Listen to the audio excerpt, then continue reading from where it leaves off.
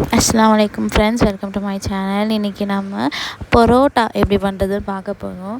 So அதுக்கு first one KG மைதா மாவு, 30 grams வந்து மில்க் பவுடர் எடுத்துக்கலாம். அதோட 1 டீஸ்பூன் சால்ட்டு, அதுக்கப்புறம் 2 டீஸ்பூன் வந்து சுகர் எடுத்து போட்டுட்டு முதல்ல இந்த ட்ரை இன்க்ரீடியன்ட்ஸ் எல்லாத்தையும் நம்ம ரெடி பண்ணி வச்சுக்கலாம். அதுக்கப்புறமா வெட் இன்க்ரீடியன்ட்ஸ் ரெடி பண்ணுறதுக்கு நடுவில் வந்துட்டு 2 முட்டையை நல்லா உடச்சி ஊற்றிக்கலாம். அரை கிலோவுக்கு 1 முட்டை, 1 கிலோவுக்கு 2 முட்டை, அப்புறம் 50 ml 50 ml பால் போட்டு நல்லா கலக்கி நல்லா பிசைஞ்சு எடுத்துக்கலாம். அதுக்கப்புறமா கொஞ்சம் கொஞ்சமாக மாவை சேர்த்து அந்த வெட் இன்க்ரீடியன்ட்ஸோடு நம்ம வந்து சேர்த்துக்கணும். ஸோ ஃபைனலாக வந்துட்டு தண்ணி எவ்வளோ வேணுமோ அதையும் ஊற்றிக்கணும். தண்ணி ஊற்றிட்டு கொஞ்சம் கொஞ்சமாக நம்ம பிசைய ஆரம்பிச்சிடலாம். ஸோ ஃபைனலாக நல்லா பிசையணும். நல்லா கும்முன்னு நல்லா கும்மிடணும் இவனை. எப்படி சிக்கிரிக்கம் பார்த்தியாப்பா. அதுக்கப்புறம் ஃபைனலாக கொஞ்சம் கோகோனட் ஆயில் போட்டு நல்லா இவனை திரும்பியும் குத்துன்னு குத்தி எடுத்துட்டு ஒரு நல்ல ஈரமான துணியை போட்டு நம்ம மூடி வச்சிடலாம். இது நைட்டு 11 மணிக்கு நான் செஞ்சு வச்சேன். காலைல ஒரு 7 மணிலேருந்து 8 மணிக்குள்ளே நான் இதை போட்டுட்டேன். காலையில் பரோட்டா போடுறதுக்கு நம்ம எடுக்கிறதுக்கு முன்னாடி திரும்பியும் வந்து இவனை போட்டு நல்லா நம்ம குத்துன்னு குத்த போகிறோம்.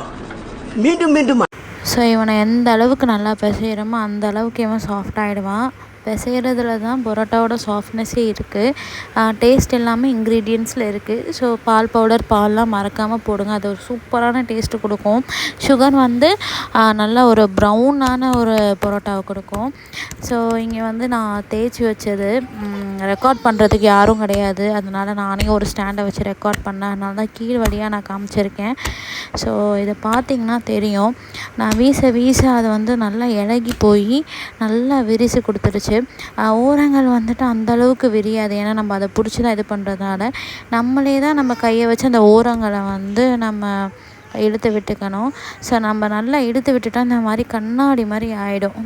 பின்னாடி இருக்கிற பொருள்லாம் தெரிகிற அளவுக்கு. ஸோ அந்த பபுள்ஸ் எல்லாம் வச்சு நல்லா உருண்டை பிடிச்சி எடுத்துட்டோம்னா இந்த மாதிரி பரோட்டா ரெடி ஆகிடும். ஸோ இவனை நம்ம கையிட்டே நல்லா தட்டி எடுத்துகிட்டு தவாவில் போட்டு எடுத்துக்கலாம். இதில் வந்து ஒரு சூப்பரான விஷயம் என்னென்னா, போட்டு எடுக்கிறதுக்கு முன்னாடி சாதம் எண்ணெய் போடாமல் தேங்காய் எண்ணெயும் நெய்யும் கலந்து நம்ம பரோட்டா சுட்டோம்னா அவ்வளோ டேஸ்ட்டாக இருக்கும். ஸோ பரோட்டா நல்லா சுட்டு வந்ததும் நான் நல்லா தட்டுன்னு தட்டி எடுத்துகிட்டு பார்த்தேன். அவ்வளோ சாஃப்ட்டுங்க. சாஃப்ட்டுனாலும் சாஃப்ட்டு, அப்படி ஒரு சாஃப்ட்டு.